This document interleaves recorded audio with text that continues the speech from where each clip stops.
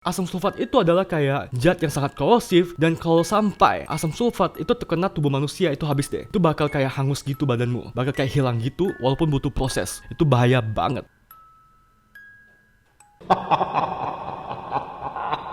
Hi, I'm Tivan. Hello, welcome back to my channel. Guys, kali ini aku akan ngebahas tentang sebuah kasus di mana ada sebuah keluarga yang pergi berlibur dan anak mereka yang masih kecil itu tiba-tiba hilang begitu aja saat kecelakaan, dan sampai hari ini kasus tersebut masih belum bisa terpecahkan. Penasaran kasusnya seperti apa? So, ikutin terus kasus ini sampai akhir.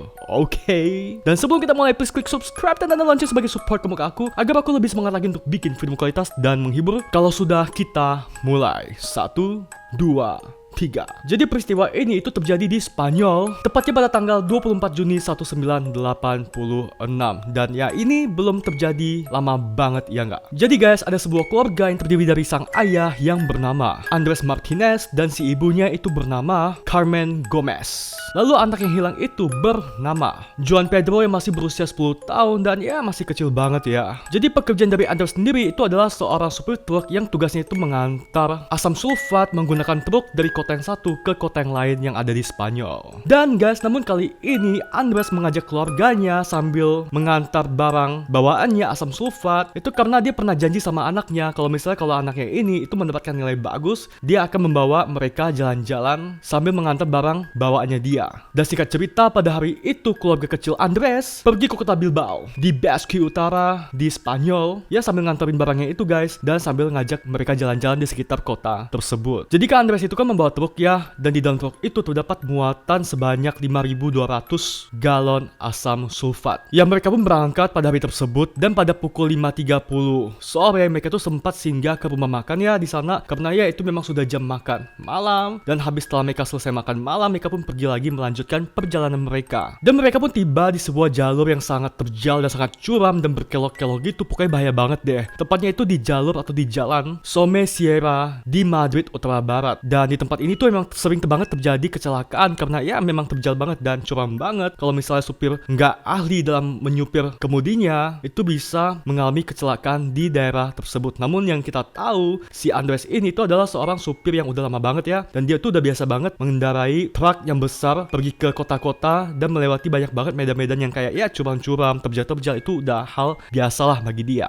Dan kalau dipikir-pikir harusnya dia itu nggak bakal mengalami masalah apalagi sampai kecelakaan di daerah yang harusnya berbahaya ini ya. Namun guys, pada suatu titik nggak tahu kenapa truk yang dikemudikan Andres beserta keluarganya itu oleng dan tiba-tiba jadi ngebut cepat banget, dan harusnya dia tuh harusnya tahu kalau melewati jalan curam dan terjal tersebut itu nggak boleh ngebut apalagi sampai kayak nyelip-nyelipan kendaraan lain. Tapi lain halnya pada saat itu banyak banget saksi mata yang ngelihat truk yang dikendarai Andres itu nyelip-nyelip sampai menyenggol truk-truk yang ada di sampingnya, sampai juga membuat spion kaca dari Andres itu hancur. Dan singkat cerita, pada satu titik dia pun kayak hilang kendali gitu dan dia menabrak truk yang datang dari arah berlawanan, dan kecelakaan pun tidak terhindarkan. Dan otomatis ini membuat truk yang dikendarai Andres itu kayak terbalik gitu. Dan ya, lebih parahnya lagi, kan truk tersebut kan terdapat kayak asam sulfat ya. Dia itu membuat asam sulfat yang ada di truk tersebut itu bocor keluar guys. Wow. Kalau misalnya kamu nggak tahu apa itu asam sulfat itu adalah kayak zat yang sangat korosif, dan kalau sampai asam sulfat itu terkena tubuh manusia itu habis deh. Itu bakal kayak hangus gitu badanmu, bakal kayak hilang gitu walaupun butuh proses. Itu bahaya banget. Dan biasa juga asam sulfat itu digunakan sama kayak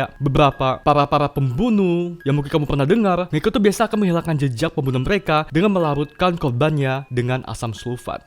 Jadi bahaya banget kan guys. Ya pokoknya truk yang dikendarai si Andres itu terbalik dan menumpahkan asam sulfat sampai asam sulfat ini tuh kayak terbang ke sekitar daerah truk itu dan membuat area di sekitar truk itu menjadi sangat berbahaya, dan ya otomatis nggak ada yang berani lewat. Singkat cerita, polisi dan petugas medis pun datang ke lokasi. Ya guys, namun mereka dari kejauhan itu ngelihat kayak wah, ini si Andres sama istrinya kayaknya udah nggak bernyawa nih, dan mereka ya nggak fokus untuk nyelamatin Andres dan istrinya, dan mereka itu malah lebih menyelamatkan kayak mencari solusi bagaimana caranya asam sulfat ini tuh nggak menyebar lebih jauh lagi ke daerah-daerah sekitar itu karena bahaya banget kan. Dan akhirnya mereka itu menggunakan cara menuangkan pasir dan kapur untuk menyerap zat asam itu sampai habis.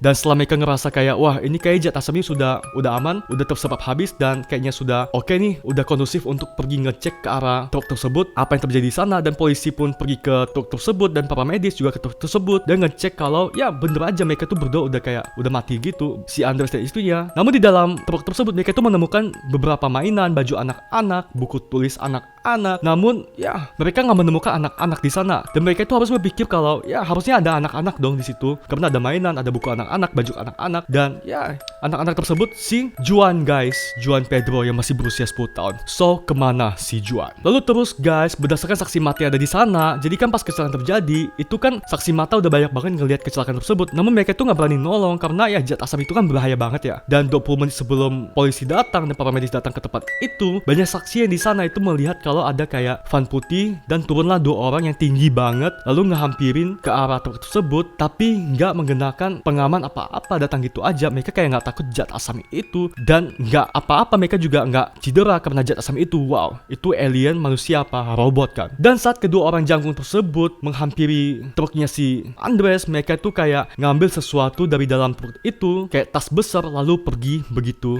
aja. Ya pokoknya udah kayak film-film X-Men gitu deh. Apa mereka punya kekuatan super? Lalu guys, singkat cerita, beberapa hari setelah kecelakaan tersebut, ada saksi mata yang melaporkan suatu kejadian kepada polisi di sana. Jadi saksi mata ini itu adalah seorang guru mengemudi yang ada di Spanyol. Dia itu mengatakan kalau ada seorang wanita yang pakai tongkat dan sudah buta, itu membawa seorang anak kecil yang masih berusia 10 tahun dan nanyalah ke si guru mengemudi ini di mana sih letak kedutaan besar Amerika. Dan ya si guru mengemudi ini itu kan heran ya, kok dia nggak bisa bahasa Spanyol dengan sangat lancar. Dan ya orang tua ini yang mengenakan tongkat dan buta, dia tuh bilang kalau aku ini adalah orang yang baru aja pindah ke Spanyol, makanya aku nggak bisa ngomong Spanyol dengan sangat lancar. Namun dia heran karena kalau misalnya si nenek ini nggak bisa, tapi kok kayak cucunya itu lancar banget bahasa Spanyolnya. Dia pun heran dan dia pun tanya ke nenek yang buta ini dengan tongkat, kok cucu lu bisa sih bahasa Spanyol lancar banget tapi lu kok nggak bisa? Dan ya spontan si nenek yang buta ini tuh pun kayak panik itu, lalu buru-buru pergi begitu aja. Namun gak masalah itu, keesokan harinya si guru mengemudi ini itu tiba-tiba ngeliat di TV gitu kan, berita tentang Juan. Dan ya dia baru aja ingat ternyata anak kecil yang waktu itu dia temuin dengan nenek-nenek itu sama persis sama yang ada di TV. Dan dia yakin banget kalau anak kecil itu adalah si Juan.